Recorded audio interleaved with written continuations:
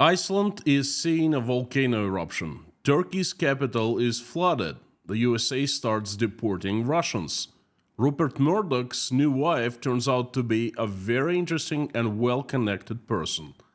Iran leader Ayatollah Khamenei praises American students.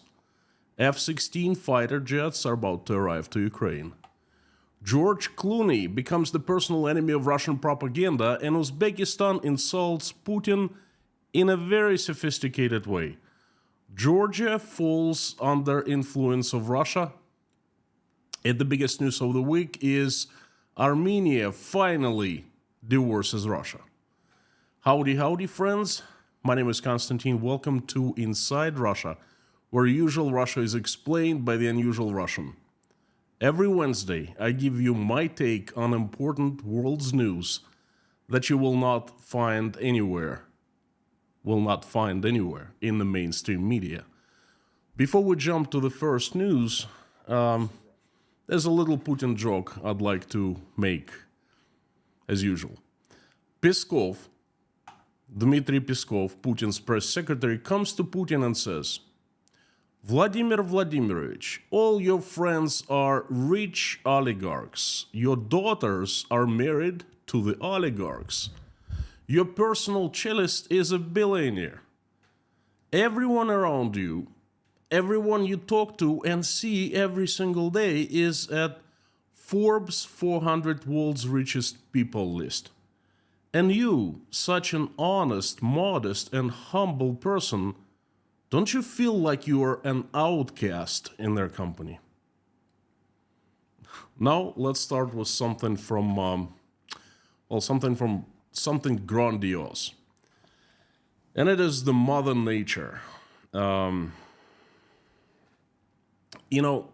We are so immersed in our problems that sometimes we forget that the world is so much bigger than us.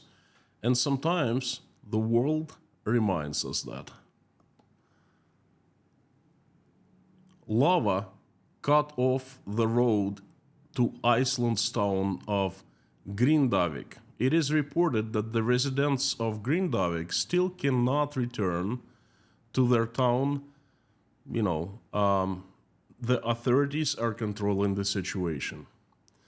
Iceland's Department of Civil Defense in Emergency Situations has declared a state emergency in the region as lava has spread through the pipes of the supply of hot water to the Reykjavik Peninsula. But somehow, I'm not worried about Iceland. The Icelandic people are so well organized and awesome that they will deal with lava and they will come out on top. And there will be no casualties and no one is going to get hurt. I am pretty sure of that. And another hello from the Mother Nature, only this time it comes from Turkish capital city Ankara. Torrential downpour flooded the streets of Ankara and paralyzed traffic. It is reported that due to heavy rain in some areas of the city, the work of subway is paralyzed. Yes, these things happen once in a while. And Turkey, one of the countries that is surrounded by different seas and has high mountains. Therefore, adverse weather is, familiar to the Turkish. The next news comes from America. Living in America, eye to eye, station to station. Living in America, hand to hand across the nation. Living in America, got to have a celebration. That wasn't good. Living in America by James Brown. I like that song very much, but not so fast. Listen to the next news coming from American agency patrolling country's southern border. Border Patrol agents in California have been told to release migrants from over 100 countries into the US, despite the Biden administration's new border crackdown, according to a leaked memo obtained by the New York Post. Migrants from all but 6 countries in what Border Patrol calls the Eastern Hemisphere, made up of Africa, Asia, Australia, and Europe, who cross illegally into San Diego border section, will be released into the US according to the memo. It was first reported by the Washington Examiner, and the New York Post is talking about that. Only adult migrants from Georgia, Moldova, Kyrgyzstan, Tajikistan, Uzbekistan, and Russia will be immediately sent for removal from the USA, per the memo. You know, how do you think it makes me feel? Like a stray dog lost its home. The dog runs back and forth trying to find home where it lived, and everyone, instead of helping out, just walks by and kicks the dog because they can. Well, you're looking at the dog right now. That's exactly how I'm feeling. And it is not just me, but the millions of Russians who, just like me, have fled their country disagreeing what it was doing. Millions of us. We get together into groups and try to help each other, try to survive. Tashkent Breakfast Club is just one of such groups, and these groups are all over the world. It's a support group that we ourselves have created, as we don't have anybody else. But you won't be far off if you call us a pack of stray dogs that lost their home. And do you know what's so ironic about this situation? The US Border Patrol decision does not punish those Russians who are sitting inside Russia, supporting the war, cheering Putin, hating the West. They will never attempt to cross the US border. They're hating the USA. Russian propaganda and Russians inside are gloating. Oh, you see what they doing to the traitors of Russia, you know, the ones who run away. The decision punishes those brave ones who have dared to stand up and say, you know, hell to you, Russia, I'm out of here. It takes incredible courage and bravery to leave your homeland, but once you're out, what do? You need to find a new home, and that's where what we have been trying to figure out for this past 2 years. You know, no matter what we do, no matter what we talk about when we get together, it all comes down to this: what do we do next? How do we find out where to plant our roots, you know?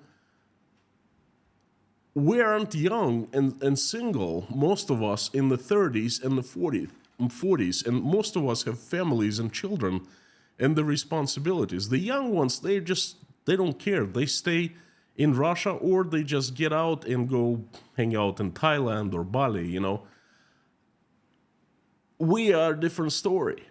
You know, we're trying to be responsible for our children. And that's, for most people, that's one of the biggest reasons why we fled Russia, because we don't want our children to grow up there.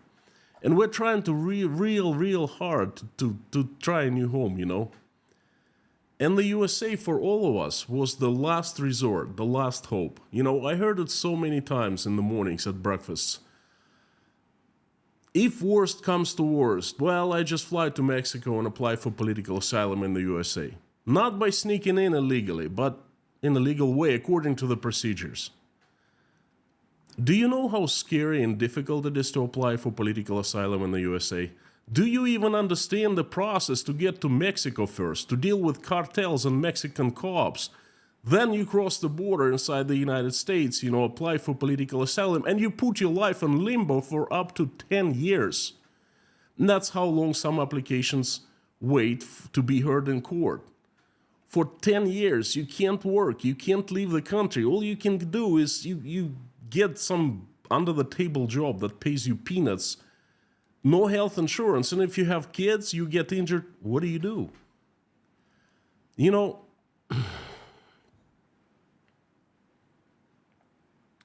none of us here in Tashkent would probably apply for political asylum. It's one of the toughest challenges one could go through. It destroys lives, and it certainly destroys families. None of us probably would do that. But it was the last resort hope that we had. If nothing else works out, we have this. That's something that was inside and was kind of like keeping us afloat. And now the hope is gone, I understand that Americans don't have to, give us a chance. They're not obliged. Nor the Europeans. Hey, Norwegians have recently officially closed their country for us, Russians. The European Union is off the limits due to the visa situation. The question is, what the hell do we do? Boy, Russian propaganda is triumphing right now and gloating.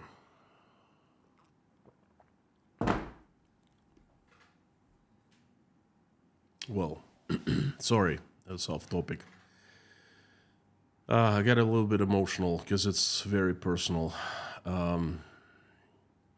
Let's jump to the next news. And, we go straight to Dubai, the United Arab Emirates.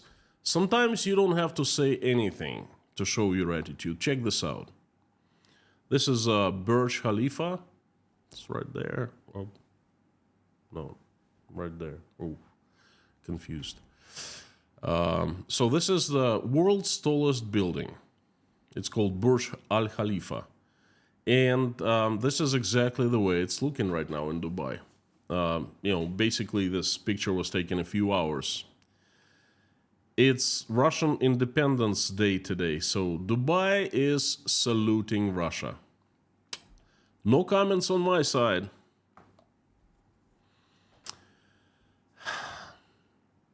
Folks, before I jump to Rupert Murdoch news, I'd like to thank you. Those of you who bought me coffees at buymecoffee.com, that shows me that you value my work so much that you actually help out and buy me coffees. That's very inspirational and gives me motivation to move forward. It shows me that, gives me feedback. It shows me that, what I do is liked by other people, by you. So thank you so very much. The next news is good for a change, positive, and it comes from the USA as well. Well,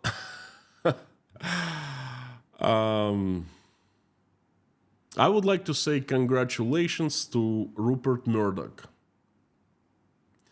The 93-year-old groom just got married for the 5th time. The wedding reportedly took place at Murdoch's Moraga Vineyard in California. I'm pretty sure it's a wonderful place. And by the way, the bride is absolutely beautiful. Who is the bride? Russian? What? 67-year-old microbiologist, scientist Yelena Zhukova married billionaire Rupert Murdoch. I'm pretty sure you have all heard of Rupert Murdoch. He's a very famous guy, one of the richest people on the planet Earth. Who's that lucky lady? None other than former mother-in-law of Vladimir Putin's close friend and one of Russia's biggest oligarchs, Roman Abramovich. Wow, that's quite a turn. How did the newlyweds meet? Gets even more interesting. The rumors have it that Roman Abramovich's ex-wife Daria is a close friend of Murdoch's third wife, Wendy Deng, and that was how the introduction was made. Well, I wish the newlyweds best of luck and much love and many years together. The next news comes from Iran. Well, kind of comes from Iran but is inspired all over campuses of American universities. Ayatollah Khamenei, the spiritual leader of Iran, sent a message to the good students of the American universities. Ayatollah addressed the American students with extraordinary tenderness and frankness. In his Twitter account, he's not only praised them for anti-Israeli protests, the seizure of the universities, and the formation of the resistance front in America, but also called for them to familiarize themselves with the holy book of Muslims, Quran. Let me quote, "Dear US university students, you are on the right side of history. You have formed a branch of resistance front and launched an honorable struggle in the face of relentless pressure from your government, which openly supports the Zionists. Dear students of the US universities, my advice to you is to read the Quran." I end quote. At first, I could not believe it. I thought it was a fake. I actually registered on Twitter and double-checked, triple-checked. It's there, it's real. You can go to his account, Khamenei.ir, and see for yourself, May 30th. It's there, it's real, it's not fake. Bravo! Iran can be congratulated. Iran achieved simply unrealistic results through competent work in the media space and, I'm pretty sure, right money investments. Now, Iran doesn't even need a nuclear bomb. It's got something much more effective and much more scary. It's gotten into the heads of many Americans. I wonder if good students protesting on multiple American campuses know anything about Iran. Do they know how and why women and gays are being killed in Iran under the current rule? Do they know how Iranian secret police deals with political opponents there? Do they know what the words resistance front and fight against Zionism means? You know what, protesting students, why don't you just go and visit Iran and see for yourself how things are there? Go to Palestine, go to Israel and see everything for yourself before you crazily protest on campuses, you know? But I start getting this creepy feeling that it's kind of too late, because once you plant that virus in the head of people, it's incredibly difficult to get rid of it. By the way, the protesting American students, please know that you are the best friends of Russian propaganda now. They are showing you on Russian TV day and night without stops, praising and praising and praising how wonderful you are. Congratulations, new young stars of Russian propaganda and Ayatollah Khamenei operatives. Way to go. And the next news comes from Hollywood. Well, almost from Hollywood stars. The lawyers of the foundation of American actor George Clooney and his wife Amal for justice want to prosecute Russian propagandists who call for the war against Ukraine and genocide of Ukrainians. The head of the Ukraine president's office, Andrei Yermak, reported this on social media according to Ukrinform agency. I quote Yermak, "The foundation of American actor George Clooney and his wife Amal for justice is seeking criminal prosecution of Russian propagandists in Europe. This is very important. The McFaul-Yermak Sanctions Group has been working with our partners for a long time to ensure that Russian propagandists who are equally guilty of inciting hatred and promoting Russia's war against Ukraine are sanctioned," and I end quote. Now, let me quote the director of legal affairs of Clooney's foundation.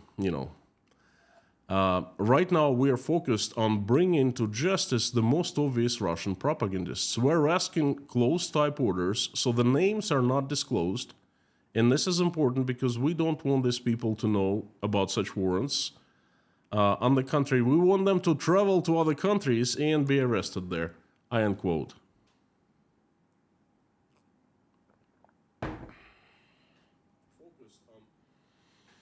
This is a real deal. You know how top propagandists who know who they are, you know how they started reacting to that information? With bravado. Oh, who cares? We spit on you. You have short hands to get us. But you know what? They are actually afraid. Because deep down inside, they know that one day someone will come and get them. It could be someone from the outside Russia. And very possibly that someone will come from the inside Russia. And they know that. And they're afraid. Despite all their bravado, you can see right through it. They're afraid. The next two news are from the evil West. From the many countries of the evil West. And I doubt, I don't think that it's going to be very comforting to watch the Russians fighting in Ukraine this following footage.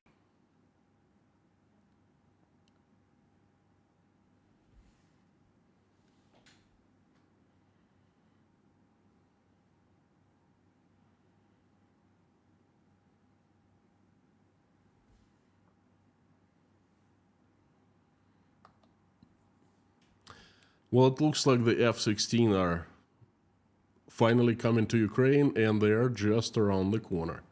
And Russian propaganda is not liking it. Well, I think propaganda has just orders, okay? But who is not really liking that are the ones who are sitting in the Kremlin. Because they smell trouble. Well, before I jump to the next news, I would like to remind you that every single day I carefully select 9 news from Russia that I find interesting and important, and I make them available to Inside Russia patrons with my analysis and commentaries. So if you want to receive daily updates of 9 important news, things like arrests, new laws, accidents, economic news, prices, you name it, everything important, become channel's patron at patreon.com and get the access. I'm gonna put the links down below. The next news comes from North Korea. Well, and South Korea too. North Korea sent 150 hot air balloons loaded with garbage and manure into South Korea. The source of this information is Yonhap news agency, and it cites Seoul's Joint Chief of Staff. According to the South Korean military, the balloons began crossing the border on the evening of May 28th and fell in various places all over the country, including the southeastern province of South Gyeongsang. Well, how would I comment this news, North Koreans can't really do much to South Koreans, so they sent hot air balloons full of trash and crap. I hope South Koreans use that for fertilizer. And sadly, I kind of see the direction that my country, Russia, is going to. The next news comes from Uzbekistan, place where I live, right, literally next door. Around the corner. It comes from the place where I can see from my window. It is insulting in a very smart, very Eastern-like way, Eastern-like insult. Well, let me give you the story. Russian President Vladimir Putin recently visited Uzbekistan. Well, alleged topics of negotiations with the, Uzbekistan president were commerce and trade, how to circumvent US and UE sanctions secretly from the United States, Uzbek migrants coming to Russia and how to regulate that, Afghanistan, how to establish cooperation with the Taliban government, and probably something else. Well, that's hardly news because it happened a couple weeks ago. Oh, you've heard of it, everyone's heard of it, but one thing that you haven't heard, how Putin was treated in Uzbekistan. Openly, he was treated with a big fanfare. Russian flags everywhere, big entourage, attention everywhere, military people saluting him and so forth. But I want to show you something. And this is what I saw on the billboard not too far from my house. And this is picture that I took myself, okay? Check this out. Yeah, me and Natasha were just walking to get some grocery shopping, and we saw that. And it says, literally, "Welcome to Uzbekistan. Your Excellency, dear Vladimir Putin." Your Excellency. Now, Vladimir Putin is the president of Russia. But His Excellency is a clear link to the table of ranks of Russian Empire. The nobles in the Russian Empire were divided into ranks. Was sort of a career ladder. It was a sign where a person, a noble, stood in the society, on which step.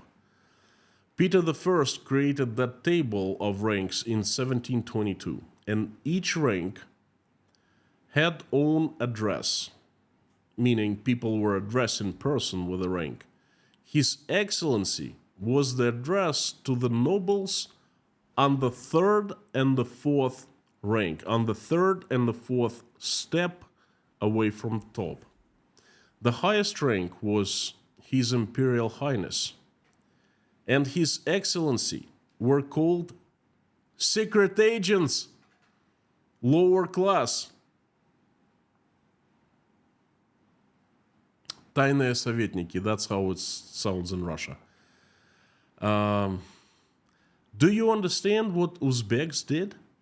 They insulted Putin, but in a very sophisticated way, in a secret agent type of way. It's just one thing. Am I the only one noticing it?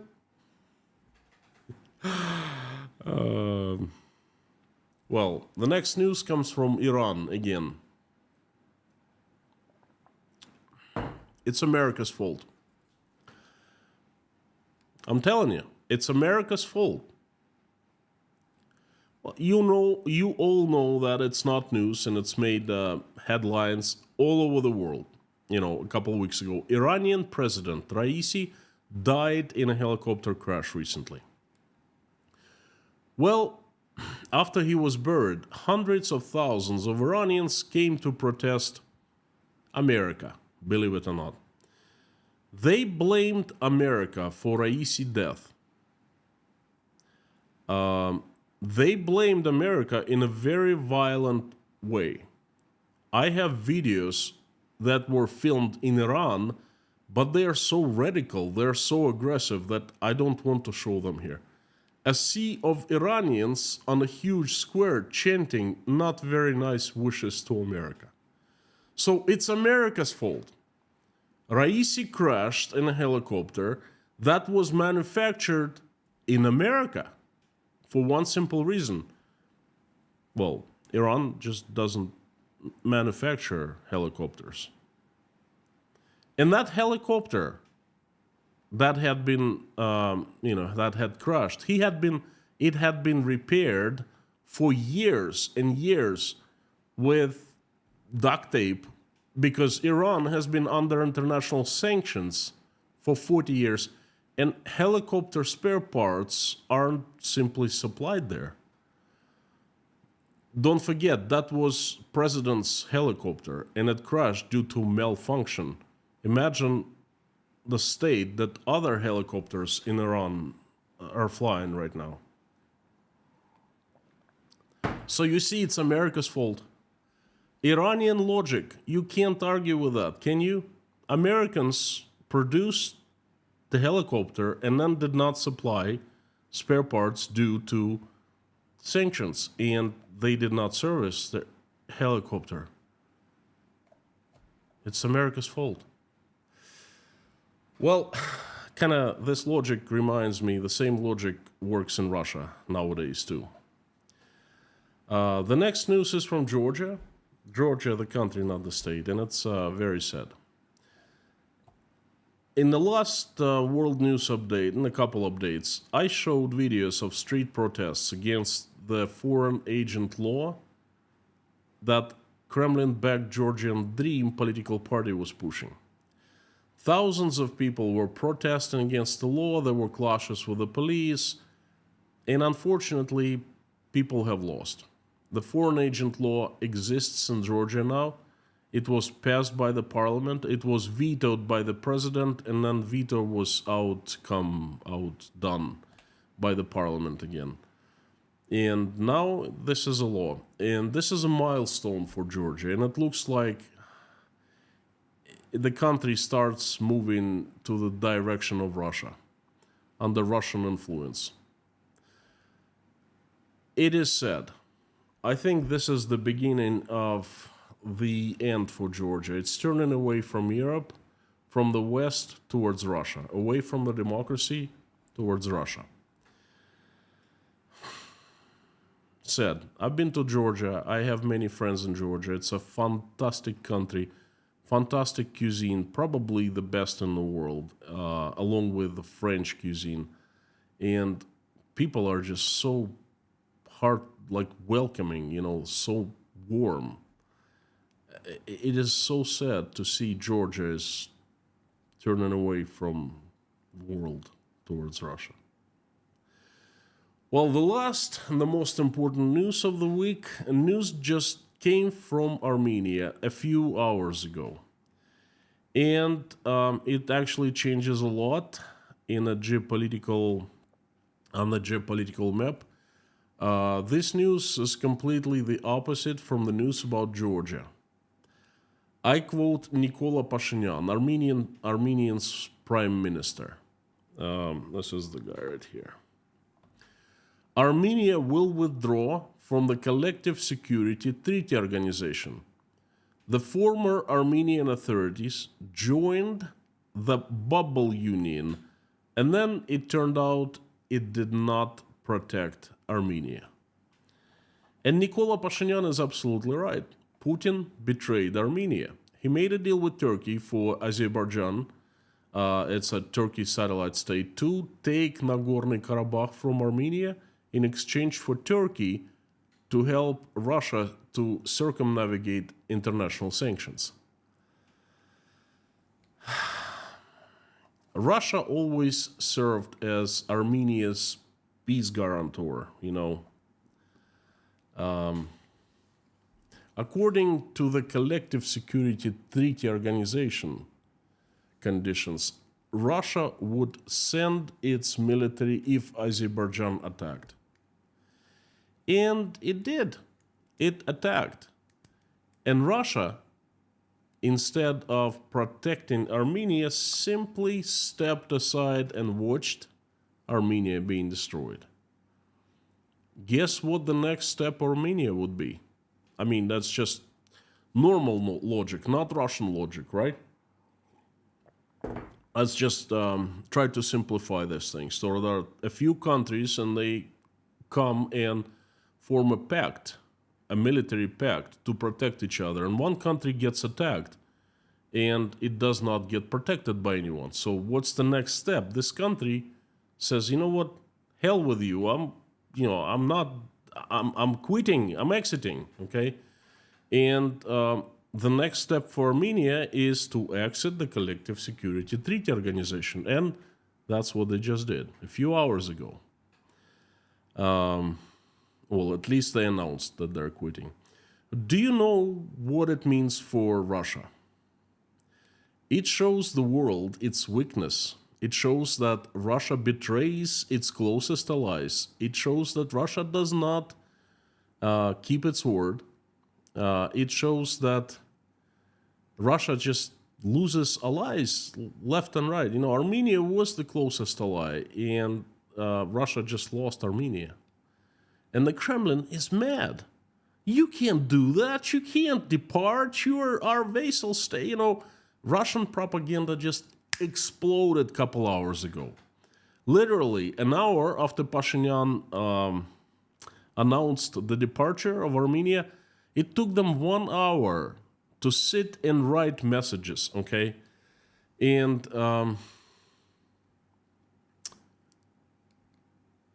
I'll give you one example of a well-engineered propaganda message being spread right now as we speak. Let me quote. That's one of the propaganda Telegram channels. Georgia stopped at the edge of the abyss and was horrified by where the West was pushing it. Realizing that was happening, Georgian government began gradual restoration of relations with Russia. And we are certainly glad to have good neighborliness with Christian Orthodox Georgia back. But Armenia assumed the role reserved for Georgia. It is Armenia who, according to the idea of the United States, will become the Israel of Caucasus. The main destabilizing factor in the region, the bully, brawler, and provocateur, in conflict with all their neighbors, Iran, Azerbaijan, Georgia, Turkey, and Russia. Naturally, the United States is the director of chaos and destabilization in the Caucasus and throughout this region. Previously, they tried to do that through Georgia and President Saakashvili. Now they're trying through Armenia and Pashinyan in exactly the same way. The United States, through Israel, is destabilizing the entire Middle East. That's why I call today's Armenia is the Israel of the Caucasus. Another military similarity between Armenia and Israel is the presence of a powerful diasporas in the United States and France. Through them, money is poured into the meager economies of both countries to support obedient elites and by the electorate. When I asked my Armenian friends who recently visited Yerevan what the city looks like, the answer is this: abundance. Restaurants are packed in the city, shops are open, there is a lot of everything in the stores. And this is, first of all, thanks to the diaspora, foreign diaspora of Armenia. While I see Pashinyan manages to retain power in the country despite its disgrace of the defeat and loss of Stepanakert during his rule. That's when Russia betrayed. No one else would have been forgiven for this, but he got away with it. Why? Yes, because the current Armenian authorities have managed to split up the opposition, deprive the huge Armenian diaspora in Russia of influence and voice, and thank goodness, and blame this Karabakh shame on our country. And they can't do that. It turns out that it was not Ilham Aliyev and the Azerbaijan army which had accumulated strength and armed with really modern weapons and shock UAVs that defeated the Armenians, but the insidious Russians set it up like that. Well, Russians definitely made the deal. You can't deny that. Pashinyan, in the eyes of the patriots of Armenia, is a traitor and a puppet of America, a person devoted to national feelings and historical instincts who does not want to take into account the national interests of his ancient civilization. Another civilization, huh? Cosmopolitan and a rogue, without a doubt he will be cursed by the Armenians and despised by the Russians. But still, because of our sluggishness, he will have time to shit, pardon my language, and do things to everyone. And I end quote. Well, texts like this we will be seeing coming up in a few days from now. Okay, Russia is doing the same thing to Armenia that it's doing to Ukraine. You know, they don't give the right to the Armenians to elect whatever president they want to. They elected Pashinyan. It was a fair election. That's what democracy looks and smells like, okay? And Russians don't like that. Armenia cannot exist normally without Russia, they say. Oh, how come the stores are full of food? Because Armenians work. They're hard workers. That's how, okay? Oh, how come the restaurants are open? That's because the diaspora from the USA and France pumping money into Armenia. They see, that's their logic. That's the Russian logic. That's propaganda. It's a virus, really. Well, anyway, I can go on picking up this text, but I wanted to show you what Russians are facing these days, you know. Judging from what we just heard from the Kremlin propaganda, Armenia made the right choice, good choice, and Nikola Pashinyan is on the right way. Good for you, Armenia. Good for you. At this point, I'd like to ask you a favor. Please pick 3 news that you like the most and let me know in the comments which ones they are. I need feedback to continue fine-tuning my world's news updates, and I appreciate it. Thank you. I appreciate it very much. Thank you, thank you, thank you. And that's it for world's news update today. I suggest now you check out another video I made documenting how I was leaving Putin's Russia in a hurry because I only had 36 hours. I'm gonna put link over here, right over here.